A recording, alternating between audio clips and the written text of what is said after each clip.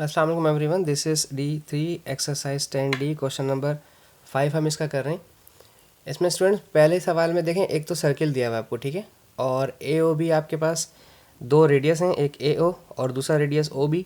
एक आपके पास minor sector है, माइनर सेक्टर यानी कि छोटा सेक्टर, एक आपके पास मेजर सेक्टर है जो कि कंप्लीट है, ठीक है। कहते हैं perimeter of the major arc, यानी कि जो पेरीमीटर है ये आर्क यानी कि पूरा सेक्टर, सेक्टर मालूम करना है। मैंने गलती से आर्क लिख दिया तो उन्होंने सेक्टर मांगा है। सेक्टर पूछा था, यानी कि ये भी चाहिए, आर्क भी चाहिए, उसके साथ 2 दफ़ा रेडियस प्लस करूँगा।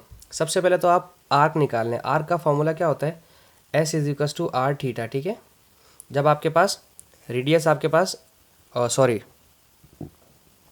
थीटा आपके पास जब रेडियन में दिया हो तब आप आर्क लेंथ का फॉर्मूला ये इस्तेमाल करते हैं, S=R थीटा। तो R है आपके पास 14 सेंटीमीटर और थीटा आपके पास है 3.8 रेडियन के अंदर, ठीक है। आप सिर्फ सिंपल मल्टीप्लाई कर दें 14 को 3.8 से, तो ये आंसर आ जाएगा 53.2, ठीक है। This is 53.2 centimetre. सेंटीमीटर ये याद रखें, ये आर का ही है आपके पास, ठीक है। आपके पास पूरा पेरीमीटर नहीं आया है। पेरीमीटर निकालने के लिए आपको क्या करना पड़ेगा, मैं आपको बता दूं। पेरीमीटर निकालने के लिए आपको रेडियस प्लस एस यानी कि आर थीटा आपका, यानी कि जो सेक्टर है। रेडियस आपके पास 2 दफ़ा है 14 देखें, ये भी ऐड करेंगे, ये भी ऐड करेंगे और फिर ये भी ऐड करेंगे, ठीक है ना।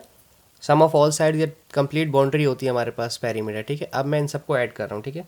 53.2, सो 14 और 14 तो हो जाएगा 28 और इसमें आंसर प्लस कर दिया तो ये बन जाएगा 81.2, ठीक है। ये बन गया 81.2 सेंटीमीटर। बात यहाँ ख़त्म हो गई है। अब आ जाते हैं area of minor sector. Students, minor sector का एरिया निकालना है, यानी कि आपको ये वाली साइड चाहिए, ठीक है। फार्मूला होता है इसका, एरिया =1/2R² थीटा। थीटा आपको ये वाला चाहिए, ठीक है। अब मैं आपको एक चीज़ समझाने लगा हूँ, ठीक है, वो बहुत गौर से सुने। आपके पास जब रेडियन की बात होती है ना, तो रेडियन मतलब आपके पास पाई होता है। एक कंप्लीट पाई का मतलब होता है 180 डिग्री, सही है, और 2 पाई का मतलब होता है 360 डिग्री। पिछले क्वेश्चंस के अंदर अगर आपको याद हो, हमें ये वाला एंगल मालूम करना होता था। हम पूरा एंगल हमारे पास 360 डिग्री का होता है। 360 डिग्री में से हम ये वाला साइड माइनस करते थे तो ये आ जाता था। अब रेडियन में है इसलिए हम 360 नहीं लिखेंगे, हम बजाय लिखेंगे 2 पाई, हम लिखेंगे 2 पाई। तो हम क्या लिखेंगे, 1/2, रेडियस है 14 का स्क्वायर और थीटा की जगह लिखा जाएगा 2 पाई जो कि 360 डिग्री है। 360 डिग्री में से माइनस करेंगे ये वाला ताकि ये बन जाए 3.8, ठीक है। अभी भी अपने कैलकुलेटर में कोई सेटिंग छेड़ने की ज़रूरत नहीं है आपको, ठीक है। मैं आपको बताता हूँ कैसे करना है आपने अपने कैलकुलेटर में इसको। ईजी है, पीस ऑफ केक 1/2 मल्टीप्लाई के लिए ब्रैकेट बनाएंगे 14 का स्क्वायर, मल्टीप्लाई के लिए दोबारा ब्रैकेट बनाएंगे 2, शिफ्ट दबा के पाई लिखेंगे अपने कैलकुलेटर में,